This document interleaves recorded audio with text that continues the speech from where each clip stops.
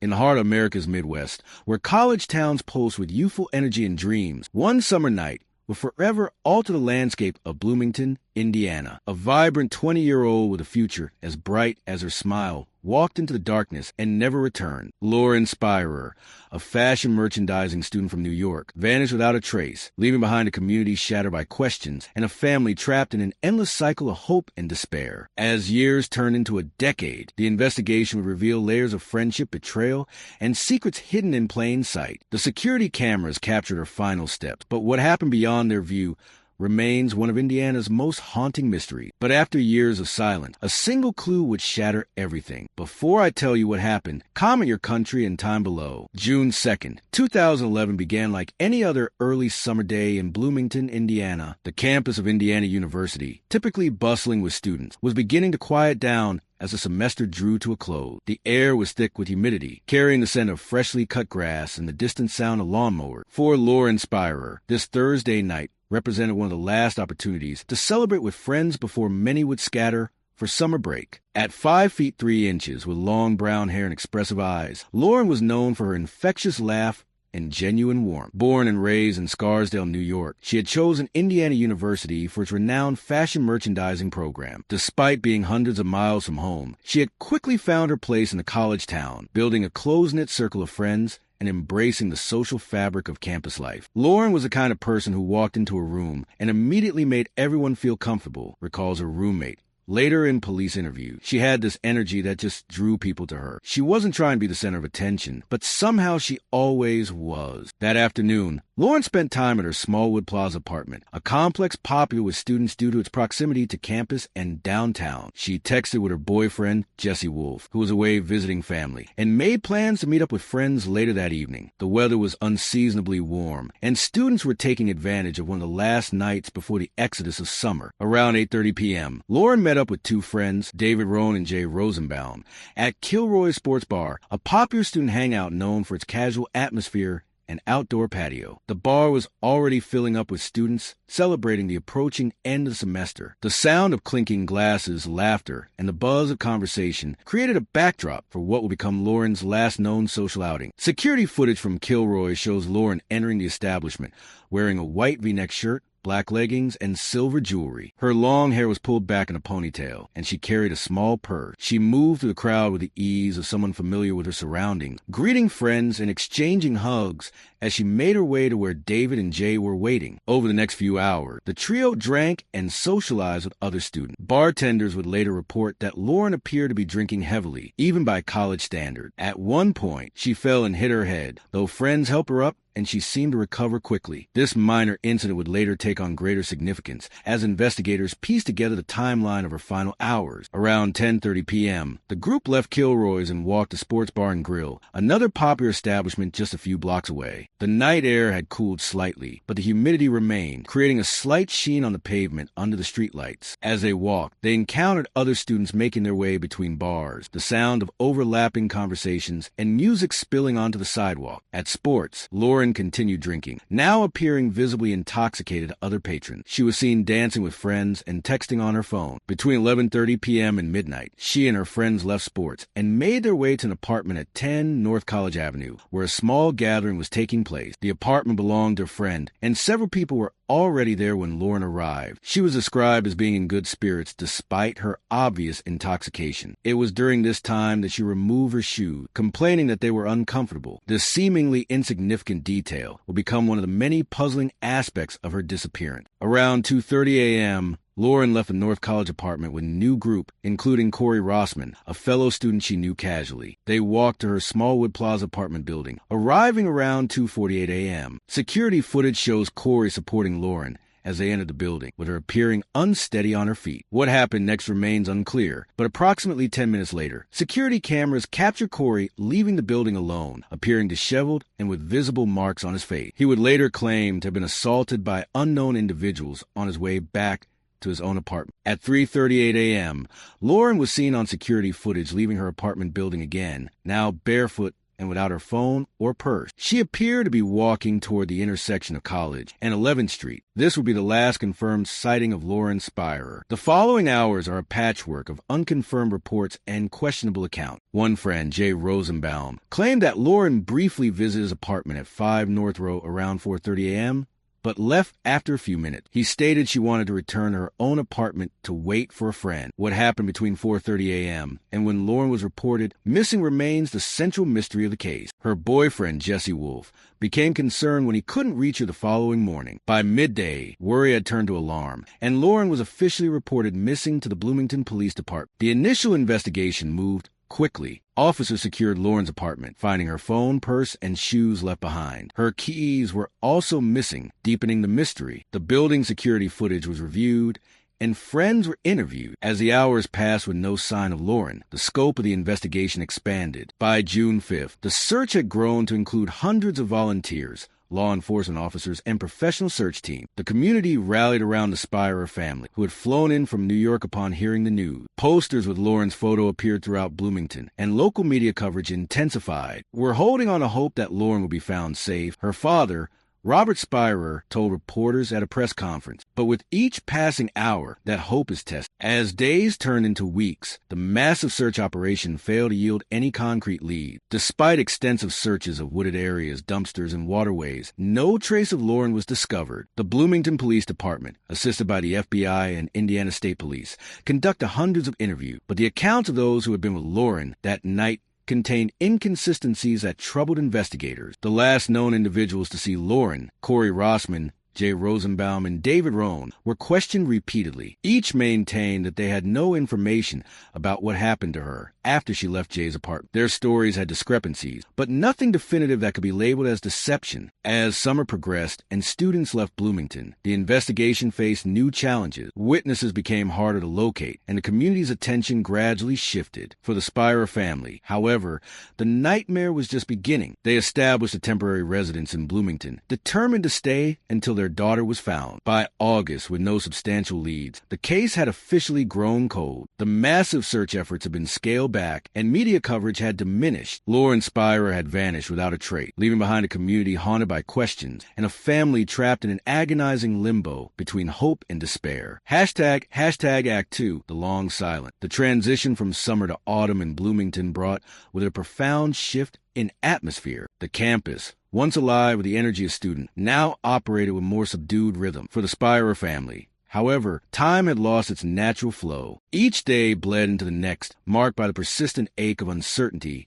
and the crushing weight of unanswered questions. Robert and Charlene Spierer had made the difficult decision to maintain a presence in Bloomington, renting an apartment that served as both a temporary home and an informal command center for their search effort. The space was filled with maps of the area, corkboards covered with notes and potential leads, and stacks of missing person flyers that needed distribution. Every surface seemed to hold a reminder of their daughter. Photographs of Lauren smiling, her favorite scarf draped over a chair, a half-finished journal lying open on a desk. "You wake up every morning with this moment of confusion," Charlene confided in a rare interview with a local journalist. "For a split second, everything is normal. Then reality crashes down, and you remember that your daughter is missing, and you don't know where she is, or she's safe, or she's alive." The first anniversary of Lauren's disappearance approached with a mixture of dread and determination. The Spierers organized a vigil at the Sample Gates, the iconic entrance to Indiana University's campus. On June 3rd, 2012, approximately 200 people gathered in the humid evening air, holding candles that flickered in the gentle breeze. Robert and Charlene stood before the crowd, their faces etched with years' worth of grief. "We refuse to let Lauren become just another statistic," Robert said, his voice steady despite the emotion beneath it. "We refuse to let the world forget our daughter. We will continue to search, to question, to push for answers until we find out what happened to her." The vigil marked the beginning of what would become an annual ritual for the Spierer family and their supporters. Each year, on the anniversary of Lauren's disappearance, they would return to Bloomington, renewing their commitment to finding answers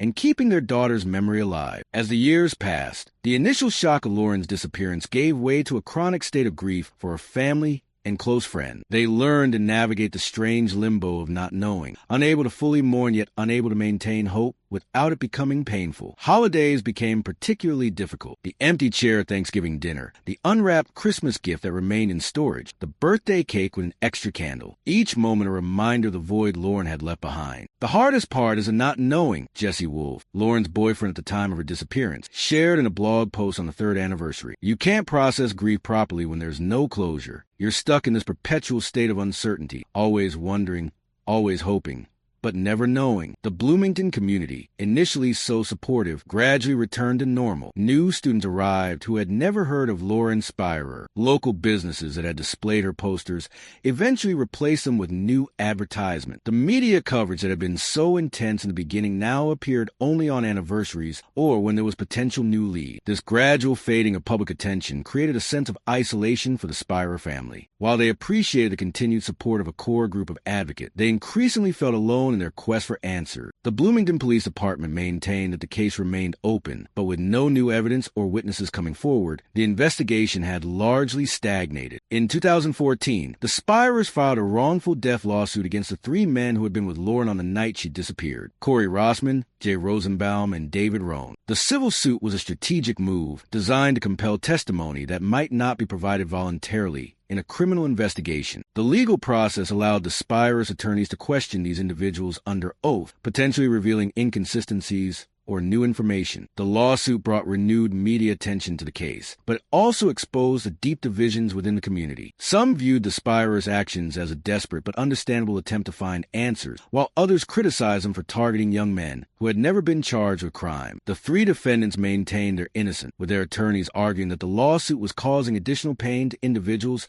who were also suffering from Lauren's disappearance. During a deposition in 2015, Jay Rosenbaum admitted that he had not been entirely truthful in his initial statements to police. He acknowledged that Lauren had been more intoxicated than he had previously indicated, and that he had left her alone in his apartment for a period of time. However, he maintained that when she left his apartment, she was alive and well. The civil proceedings dragged on for years, with numerous delays and legal maneuver for the Spierer family. The lawsuit became a double-edged sword, providing a potential avenue for information, while also consuming emotional and financial resources with no guarantee of resolution. Meanwhile, the Bloomington Police Department faced criticism for its handling of the investigation. Some experts questioned whether the initial search had been thorough enough, while others pointed to potential missed opportunities in the early days of the case. The department maintained that they had conducted a comprehensive investigation, but the lack of results spoke for itself. In 2016, 5 years after Lauren's disappearance, the Indiana State Police announced that they were reviewing the case, bringing fresh eyes to the investigation. This development offered a glimmer of hope to the Spierer family, who had begun to wonder if they would ever learn the truth about what happened to their daughter. The review involved re-examining evidence, re-interviewing witnesses, and exploring new forensic technologies that might not have been available in 2011. It was a painstaking process, requiring meticulous attention to detail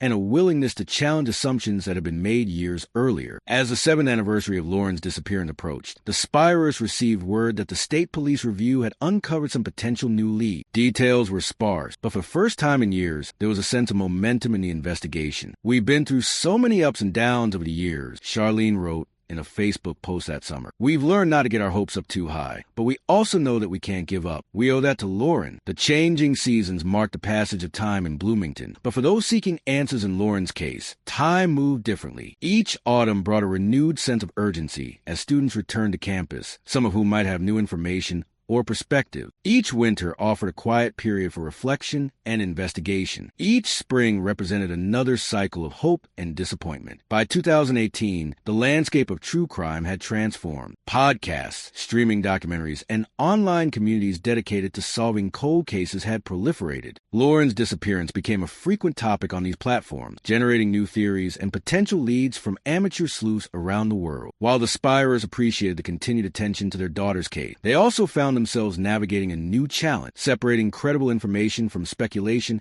and conspiracy theories that often ran rampant in online forums. The digital age had brought new tools for investigation, but also new complications. As the 8th anniversary passed with no resolution, a quiet resignation began to settle over the investigation. The initial urgency had given way to a methodical, long-term approach. The Bloomington Police Department continued to follow up on tips, but these had become increasingly rare over the years. For the Spierer family, family, life had settled into an uneasy rhythm. They had returned to Scarsdale but maintained their connection to Bloomington, visiting regularly and staying in contact with investigators. They had established the Lauren SPIERER Foundation, dedicated to supporting families of missing persons and improving safety on college campuses. "We've learned to live with this uncertainty," Robert said in an interview marking the 9th anniversary. "We don't like it, we don't accept it, but we've learned to function despite it. We'll never stop searching for answers, but we've also had to find a way to live without them." The decade mark approached with a mixture of dread and determination. 10 years without answers. 10 years without closure. 10 years of holding on to hope in the face of overwhelming uncertainty. The Spirers planned a commemorative event, not just to remember Lauren, but to reaffirm their commitment to finding the truth. But then, after 10 years, something changed. The spring of 2021 brought with it an unexpected development in the decade-old investigation. A former Indiana University student, now living in Chicago, contacted the Bloomington Police Department with information she had been hesitant to share previously. The woman, who asked to remain anonymous, had been a freshman living in Smallwood Plaza at the time of Lauren's disappearance. "I saw something that night," she told investigators during a lengthy interview. "I didn't think it was important at the time, and honestly, I was scared to get involved, but it's bothered me for 10 years, and I can't keep it to myself anymore." According to the woman, on the morning of June 3rd, 2011, around 5 a.m., she had been returning to her apartment after an all-night study session. As she approached the building, she noticed a dark-colored SUV parked near the entrance with its engine running. The vehicle's lights were off, but she could see two figures inside, a male driver and what appeared to be a female passenger in the front seat. "I didn't think much of it at the time," she explained. "People were always coming and going at all hours. But what struck me as odd was that the woman seemed to be slumped over, like she was sleeping or passed out. The man was just sitting there, looking around nervously." The witness described how she had entered the building and gone to her apartment, but the image of the SUV and its occupant stayed with her. When she heard about Lauren's disappearance later that day, she considered contacting police but ultimately decided against it.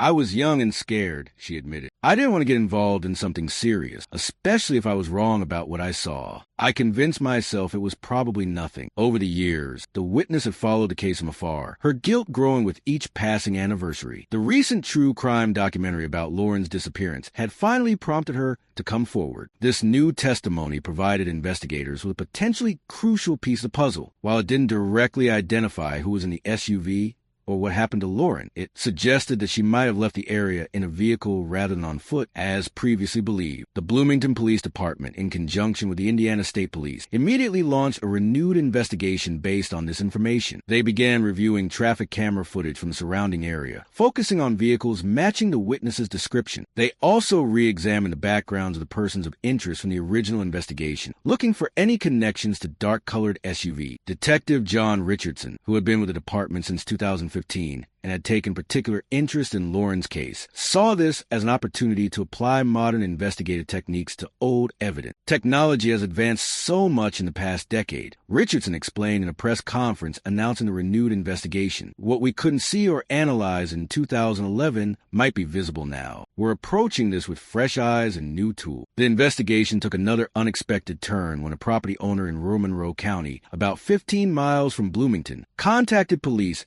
after seeing news coverage of the renewed investigation. The man reported that in June 2011, he had discovered several items of women's clothing and a silver necklace on the edge of his property near a wooded area. "At the time, I just figured some college kids had been partying out there and left their stuff behind," the property owner told investigators. "I gathered it up and put it in a box in my garage. I completely forgot about it until I saw the news reports about Lauren's case and the necklace they described she was wearing. The items were immediately turned over to forensic analysts. The clothing, a white V-neck shirt and black leggings, matched the description of what Lauren was last seen wearing. The silver necklace was similar to one she owned, though without clear identification marks. It couldn't be definitively linked to her. Perhaps most significantly, the clothing showed signs of damage that suggested possible foul play. There were small tears and what appeared to be bloodstains, though the degradation of the evidence over 10 years made definitive analysis challenging. DNA testing was conducted on the clothing, but the results were mixed. While female DNA was present, it was too degraded to make a positive identification as Lauren. More surprisingly, male DNA was also found on the clothing, but it didn't match any of the persons of interest from the original investigation. The discovery of these items shifted the focus of the investigation. If these were indeed Lauren's belongings, it suggested that she had been in this rural area at some point after her disappearance. The property was located near several old mining operations, location, including abandoned pits and wells that had never been thoroughly searched. A comprehensive search of the area was launched, involving cadaver dog, ground-penetrating radar, and forensic anthropologists. The operation was extensive, covering several hundred acres of difficult terrain. For 3 weeks, teams methodically searched the property and surrounding areas, looking for any sign of human remains or additional evidence. The SPIERER family maintained a hopeful but cautious vigil in Bloomington as the search progressed. They had experienced false hopes before, and were careful not to get their expectations too high. Yet the possibility of finally finding answers after 10 years was tantalizing. "We're trying to stay grounded," Charlene told reporters during a brief statement. "We appreciate the work that law enforcement is doing, and we're hopeful that this might lead to answers. But we've been down this road before, so we're being realistic." As the search neared its conclusion without any significant discoveries, investigators began to feel a sense of disappointment. The clothing had seemed like such a promising lead, but without more definitive evidence. They were back where they started, knowing something had happened to Lauren, but not what or where. It was during a review of the property owner's testimony that Detective Richardson noticed something the man had mentioned almost in passing. There was an old well on the property. The owner had said, "It had been covered with a concrete slab years before I bought the place. Always wondered if it was properly filled in." This comment sent a chill through Richardson. Abandoned wells were notorious dumping grounds in criminal cases, and the concrete slab would have prevented detection by standard search method. A specialized team was brought in to examine the well, using ground-penetrating radar and other sophisticated equipment. They determined that there was indeed a void beneath the concrete slab, a space that shouldn't exist if the well had been properly filled. The decision was made to break through the concrete and explore the well below. As the heavy equipment was brought in and the slab was carefully removed, a sense of anticipation hung over the search site. After 10 years of uncertainty, this might finally provide answers. The well was approximately 40 feet deep, with water at the bottom. A remote-operated vehicle with a camera was lowered into the shaft first, allowing investigators to see what was below without risking contamination of potential evidence. The images transmitted back to the monitor above were grainy at first, gradually becoming clearer as the camera descended.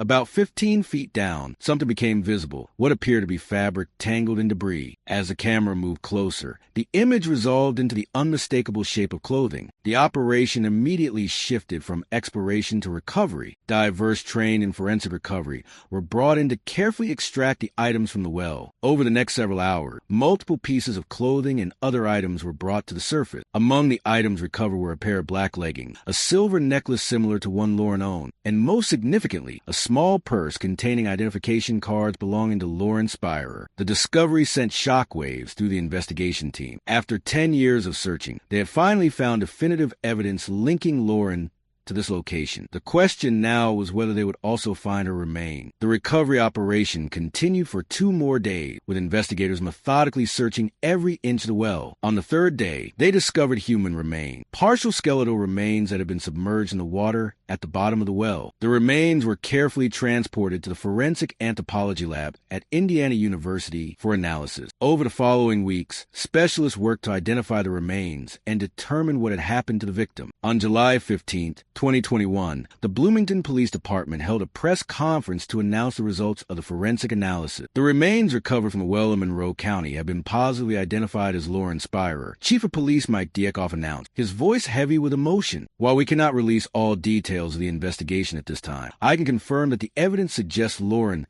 was the victim of homicide." The room erupted in a flurry of questions from reporters, but Chief Dieckhoff held up his hand, requesting patience. "I know there are many questions about who might be responsible for Lauren's death, and I want to assure the public that we are following up on several promising leads. However, this remains an ongoing investigation, and we cannot jeopardize it by releasing information prematurely." For the Spierer family, the announcement brought a mixture of emotion, relief at finally having answers, devastation at the confirmation of their worst fears, and hope that justice might finally be served. "We have prayed for this day for 10 years. But not for this outcome," Robert Spierer said in a statement released by the family. "Knowing that Lauren is gone brings a pain that words cannot express. But knowing where she is and having the opportunity to bring her home provides a measure of peace that we haven't known for a decade." The investigation now shifted from a missing person case to a homicide investigation. With the discovery of Lauren's remains, investigators had new evidence to work with, including potential forensic evidence that might identify her killer. As the forensic analysis continued, disturbing details began to emerge. The condition of Lauren's remains suggested that she had been dead for some time before being placed in the well. Additionally, evidence of trauma was found on her bone, indicating that she had been the victim of violence. Perhaps most significantly, DNA evidence found on her clothing matched the male DNA discovered on the items recovered from the rural property earlier in the investigation. While the DNA didn't match any of the original persons of interest, it did match a profile in the national database, that of Michael Ross, a former Indiana University student who had left the area shortly after Lauren's disappearance. Michael Ross had been interviewed briefly in the initial investigation, but had been dismissed as a minor acquaintance of Lauren. He had claimed to have been out of state at the time of her disappearance, a statement that had apparently been accepted without verification. Now, with DNA evidence linking him to Lauren's remains, investigators took a renewed interest in Ross. They discovered that he had grown up in Monroe County and was familiar with the area where Lauren's remains were found. More disturbingly, they learned that he owned a dark-colored SUV in 2011, the same type of vehicle described by the witness who had come forward earlier in the year. The investigation into Michael Ross intensified as detectives worked to build a case against him. They tracked him to his current residence in Ohio, where he was living under an assumed name. Surveillance was established, and investigators began piecing together his movements in the years since Lauren's disappearance. What they discovered was a pattern of behavior that suggested Ross might have been hiding something. He had moved several times since 2011, never staying in one place for more than a year or two. He had changed his name legally in 2015, claiming it was to distance himself from a troubled family past. Perhaps most tellingly, he had returned to the Bloomington area on several occasions, always for brief visits, and never staying overnight. As investigators dug deeper into Ross's background, they uncovered other disturbing details. In 2013, he had been questioned in connection with the disappearance of a young woman in Kentucky, though he was eventually released without charges. 2 years later, a former girlfriend had obtained a restraining order against him, citing frightening behavior and threats of violence. With this mounting evidence, investigators felt confident that they had found the person responsible for Lauren's death. The question now was whether they had enough evidence to charge him with murder, and more importantly, whether they could find the missing pieces that would explain what had happened on that fateful night in June 2011. The arrest of Michael Ross on July 28, 2021, sent shockwaves through the Bloomington community and beyond. The quiet, unassuming man who had been living in a suburban Ohio neighborhood was led away in handcuffs, charged with the murder of Lauren Spierer, a crime that had remained unsolved for a decade. For the Spierer family, the arrest represented a pivotal moment in their long journey for justice. They had maintained a vigil of hope through 10 years of uncertainty, never giving up on their quest to find out what happened to their daughter. Now, with a suspect in custody, they face a new chapter in their ordeal, one that required them to relive the painful details of Lauren's final hours. "We've waited 10 years to this day," Robert Spierer said in a statement following Ross's arrest. "While nothing can bring our daughter back, knowing that the person responsible for her death will face justice provides a measure of closure that we feared might never come." The news of Ross's arrest dominated media coverage, with journalists and true crime enthusiasts dissecting every aspect of the case. New details emerged about Ross's background and his possible connection to Lauren. It was revealed that they had known each other casually through mutual friends, though Ross had never been considered a close acquaintance in the original investigation. As the case against Michael Ross began to take shape, prosecutors faced a challenge of building a compelling narrative with evidence that was, in many cases, a decade old. The DNA evidence linking Ross to Lauren's remains was strong, but prosecutors needed more to convince a jury beyond a reasonable doubt. The investigation into Ross's life after Lauren's disappearance revealed a pattern of evasion and secrecy. Financial records showed that he had left Indiana abruptly in June 2011, just days after Lauren went missing. He had withdrawn several $1,000s from his bank account and driven to Florida, where he stayed with relatives for a short time before moving on. Perhaps most damning was the testimony of Ross's former girlfriend, who came forward after his arrest. She described how Ross had become increasingly paranoid and controlling the years following Lauren's disappearance, insisting that they move frequently and never staying in one place for too long. He would have nightmares where he would wake up screaming, she testified during a pre-trial hearing. Sometimes he would mention a girl named Lauren, saying, "She's following me." I never knew who he was talking about until I saw the news about his arrest. The trial of Michael Ross began in January 2022 in a Bloomington courtroom packed with media observers and members of the community. The Spierer family sat in the front row, their faces a mixture of determination and grief, as they prepared to hear the details of their daughter's final hours. Prosecutor Sarah Williams laid out a compelling case, arguing that Ross had encountered Lauren on the morning of June 3, 2011, and had offered her a ride. According to the prosecution's theory, Ross had taken Lauren to the rural property in Monroe County, where he had assaulted and murdered her before disposing of her body in the abandoned well. The evidence shows that Michael Ross preyed on a vulnerable young woman who was lost and disoriented. Williams told the jury in her opening statement he took advantage of her condition, committed unspeakable acts of violence, and then spent the next 10 years running from what he had done. The prosecution presented a mountain of evidence, including the DNA findings, testimony from the witness who had seen the SUV, and records of Ross's suspicious behavior in the years following Lauren's disappearance. Perhaps most compelling was the testimony of a cell phone expert who demonstrated that Ross's phone had been in the vicinity of the rural property on the morning Lauren disappeared. The defense, led by attorney Marcus Thorne, argued that the evidence against Ross was circumstantial and that the prosecution had failed to prove beyond a reasonable doubt that he had murdered Lauren. Thorne suggested that the DNA evidence could have been contaminated over the years and that Ross's behavior after Lauren's disappearance, while suspicious, was not proof of guilt. The prosecution has painted a picture of a man on the run, but they haven't shown you what he was running from, Thorne told the jury. Michael Ross made some poor choices in his life, but being a flawed person is not the same as being a murderer. The trial lasted 3 weeks, with emotional testimony from Lauren's friends and family, detailed forensic evidence, and conflicting accounts of Ross's character and behavior. Throughout the proceedings, Ross remained stoic, occasionally conferring with his attorneys, but rarely showing any visible reaction to the testimony against him. The turning point in the trial came when a former cellmate of Ross's testified that Ross had confessed to the murder during a conversation in 2018. According to the witness, Ross had described encountering a drunk young woman near the Indiana University campus and taking her to a secluded location where he had lost control and killed her. "I didn't mean to do it," Ross had allegedly said. "She was fighting back and I just snapped. I panicked afterward and didn't know what to do with the body." The defense attempted to discredit the witness, pointing out his criminal record and suggesting that he might be fabricating confession in exchange for leniency in his own case. However, the testimony seemed to resonate with the jury, who appeared to find it credible. After deliberating for 2 days, the jury returned with a verdict: guilty of murder in the first degree. As the verdict was read, the Spierer family embraced each other, tears streaming down their faces. For the first time in over a decade, they felt a sense of justice for their daughter. Michael Ross was sentenced to life in prison without the possibility of parole. As he was led from the courtroom, he finally showed emotion, turning to look at the Spierer family with what appeared to be remorse, though he never spoke aloud. The conclusion of the trial brought a measure of closure to the community of Bloomington, which had been haunted by Lauren's disappearance for 10 years. Vigils were held in her memory, and discussions about campus safety and student well-being were renewed at Indiana University. For the Spierer family, the verdict marked the end of a long and painful journey, but also opened a new chapter of their lives, one without the constant search for answers, but with the permanent absence of their daughter. "We're grateful that justice has been served, but our joy is tempered by the reality of what we've lost," Charlene Spierer said in a statement after the sentencing. "Lauren was a bright, beautiful young woman with her whole life ahead of her. Nothing can change the fact that her life was cut short, but knowing that the person responsible will spend the rest of his life in prison provides some comfort." In the years following the trial, the Spierer family has worked to honor Lauren's memory through the foundation they established in her name. The Lauren Spierer Foundation focuses on improving safety on college campuses, supporting families of missing persons, and advocating for victims of violent crime. The case has also had a lasting impact on law enforcement practices in Bloomington and beyond. The Bloomington Police Department has implemented new protocols for missing persons investigations, including more rapid response times and improved coordination with other agencies. The case has also been studied in criminal justice programs as an example of how advances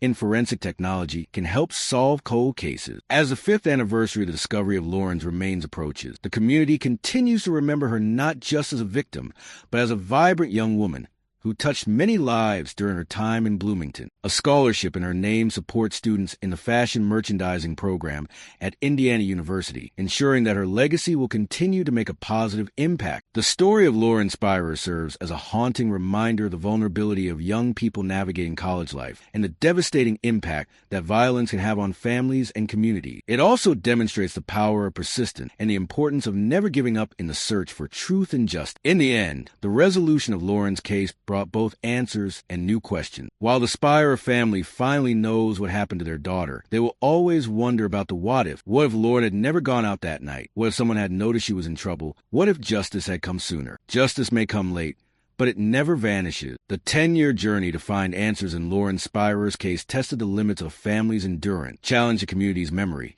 and ultimately demonstrated that even the coldest of cases can be solved with persistent advances in technology and the courage of witnesses willing to come forward. This case reminds us that behind every headline about missing person is a family living in a state of perpetual uncertainty, a community grappling with unanswered questions, and a life cut tragically short. It calls us to remain vigilant, to look out for one another, and to never forget those who have vanished without a trace. For in remembering, we honor their memory and reaffirm our commitment to seeking truth and justice, no matter how long it takes.